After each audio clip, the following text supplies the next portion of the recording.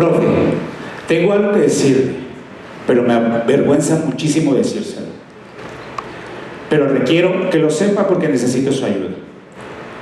Estas fueron las palabras de una alumna que por confidencialidad llamaremos Judith.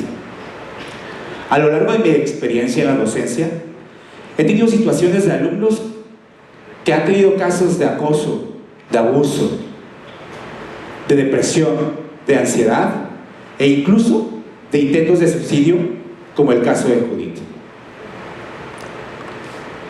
Judith había venido luchando durante 2 años con trastornos alimenticios.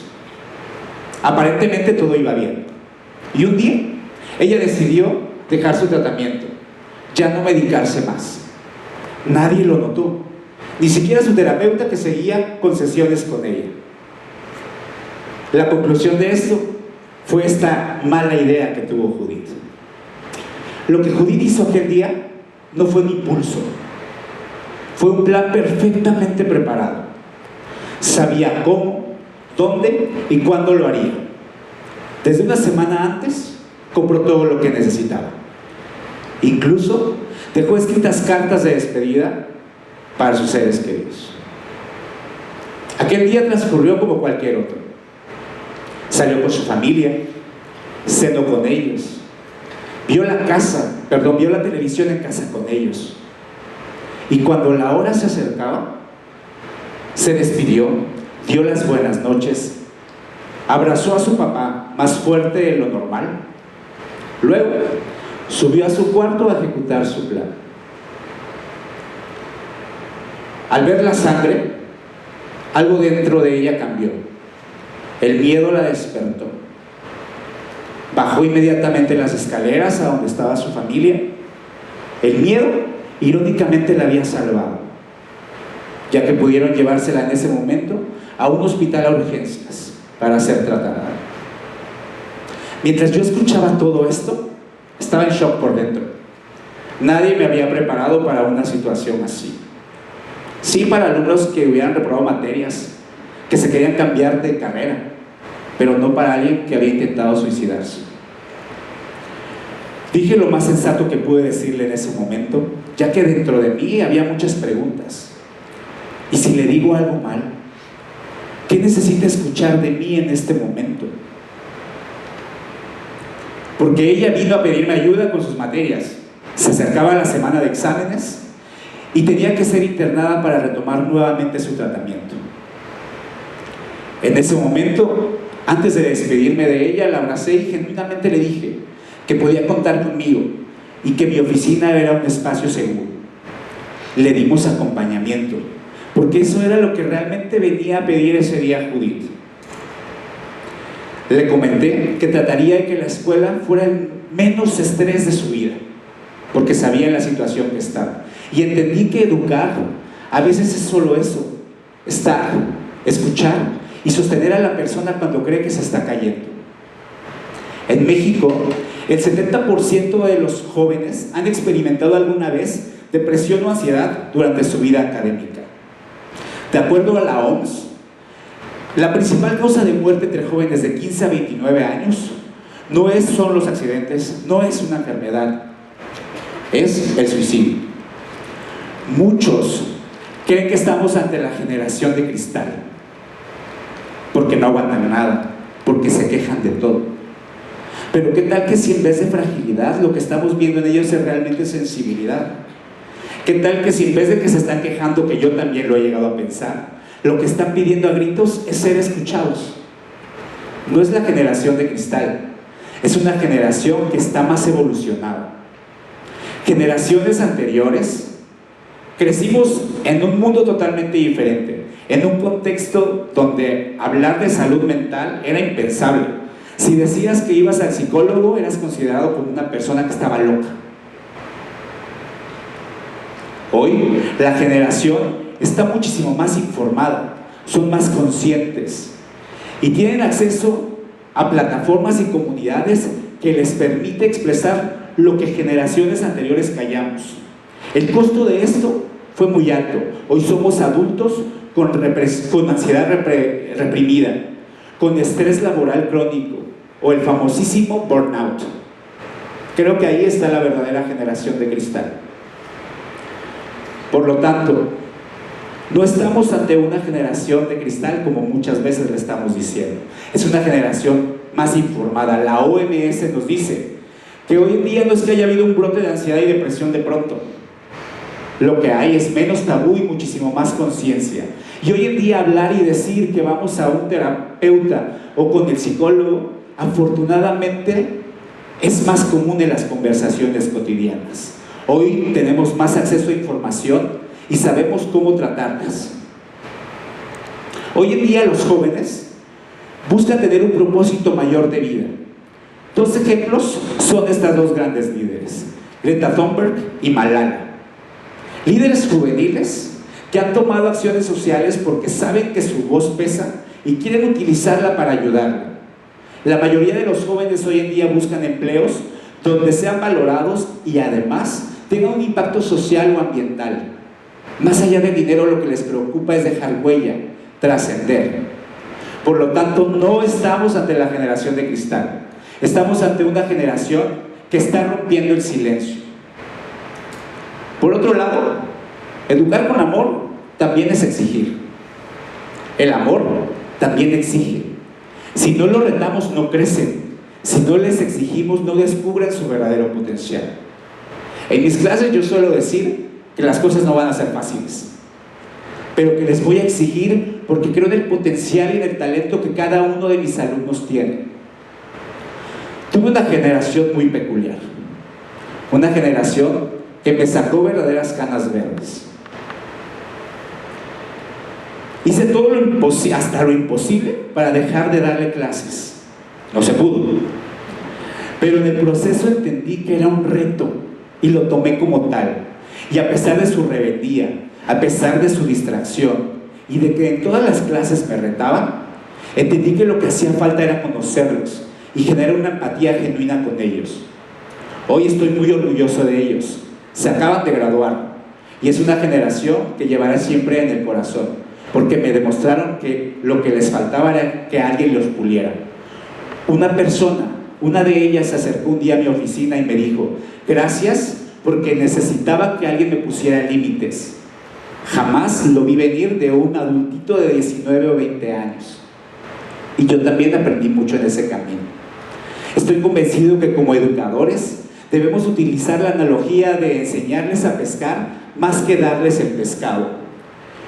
En el libro Los 7 hábitos de la gente altamente efectiva, el autor nos menciona que la educación con amor no es quitar dificultades, sino darle las herramientas para enfrentarlas. Yo suelo utilizar una técnica que le llamo la pregunta catalizadora. Y tiene que ver con, más que señalar los errores, es: tal vez hiciste algo más, pero cuéntame, ¿qué harías esta vez para hacerlo diferente? Con eso también ayuda a desarrollar su pensamiento crítico y a no darles el pescado. Entonces, ¿cómo educamos con amor? Les voy a platicar de 3 pilares que para mí son muy importantes. El primero de ellos tiene que ver con humanizar la educación, y es entender que más que mentes estamos educando personas. Los verdaderos maestros son aquellos que, además de enseñar, tocan el corazón y transforman vidas. Utilizo también una técnica que le llamo pregunta antes que enseñar. En las clases, sobre todo con grupos como el que les comentaba, si preguntamos como: ¿alguien ha pasado por tal situación? ¿O alguien ha vivido esto? Generamos una mejor empatía y una mayor conexión. Les voy a hablar de un caso de Finlandia, un país que es reconocido por tener un alto grado de nivel educativo. Finlandia además tiene un sistema educativo inclusivo, gratuito y que está enfocado a desarrollar habilidades para la vida. En este país los maestros deben de dar un refuerzo positivo todos los días en cada una de sus clases. Imagínense qué sienten los alumnos si todos los días les dicen: excelente participación, gran aportación. Por comentarios como el tuyo me siento muy orgulloso de ser tu maestro. O un te aprecio mucho, o un te quiero mucho. Porque esto va más allá de las aulas. Esto debería empezar desde casa. Qué importante hubiera sido para los papás de Judith haber aprendido esto. Entonces, educar con amor es ver a un alumno como Judith en su peor momento, tenderle la mano, sostenerla y decirle que su vida no acaba ahí. El segundo pilar tiene que ver con dar esperanza. Y hay una técnica que se llama la ventana del futuro. Es muy sencilla y todos lo hemos hecho, pero es importante estarla replicando cotidianamente. Y tiene que ver con hacerle preguntas al alumno como: en 5 años, ¿cómo te ves? ¿O qué sueño quisieras lograr en el corto plazo? Les ayuda a entender que hay más posibilidades de la situación en la que están ahorita. El tercer pilar tiene que ver con confianza y propósito. Este pilar es muy importante, y algo que hace mucho en Finlandia es justo esto: construir el autoestima en los alumnos. Recuerdo que las palabras que le dije a Judith en aquel día, y que hoy se las repito a aquel que las llega a necesitar, es: la situación por la que estás pasando hoy no define quién eres. No estás sola. Si volteas a tu alrededor, habemos muchas personas que podemos tomarte la mano y caminar contigo este proceso.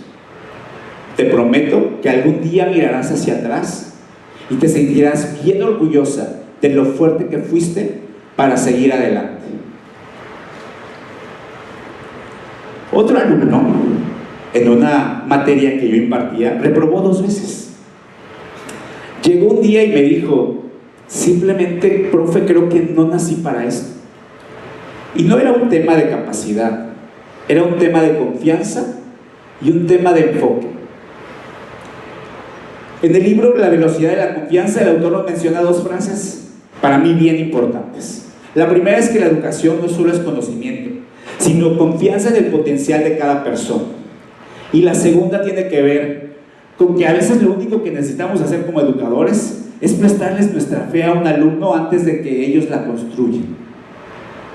La tercera vez para este alumno fue la vencida. Y más allá de estar enojados, al final resultó estar muy gratificado, una actitud de gratitud genuina, porque entendió que los retos se tienen que superar. Yo valoraba muchísimo sus aportaciones, lo incitaba incluso a participar, aunque a veces se equivocaba, siguiendo un poquito el modelo de lo que hacían en Finlandia.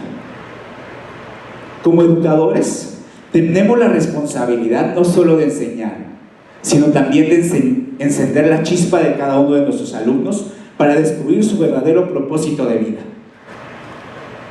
Educar con amor es ver a la persona detrás del estudiante, es construir ese círculo de confianza, es entender que nadie puede aprender en un lugar donde no se siente seguro, y que muchas veces, más allá de conocimiento, lo que vienen a buscar en nuestra oficina es conocimiento. Judith aquel día no solo vino a buscar ayuda con sus materias, vino a buscar algo que ni ella entendía. Yo también tuve que pedir ayuda porque nadie me había preparado para eso. Y entendí que muchas veces no estamos aquí para salvar a nadie, pero que sí podemos tomar la mano y caminar con ellos en ese peor momento. Judith afortunadamente terminó la universidad. Y no porque yo le haya dado las respuestas a todos sus problemas, pero espero que haya encontrado en mi oficina, en la universidad y sobre todo en su casa, un espacio seguro que ella necesitaba. Educar con amor también es exigir, es poner reglas, es poner límites, pero desde la empatía. A veces, con nuestro acompañamiento y escucha, podemos marcar la diferencia entre que el joven se rinda o siga adelante. Escuchemos, no juzguemos. Por último, quiero terminar con una pregunta para todos aquellos que somos maestros, educadores y padres de familia. ¿Cómo estamos educando? ¿Desde la exigencia sin empatía o desde el amor con propósito?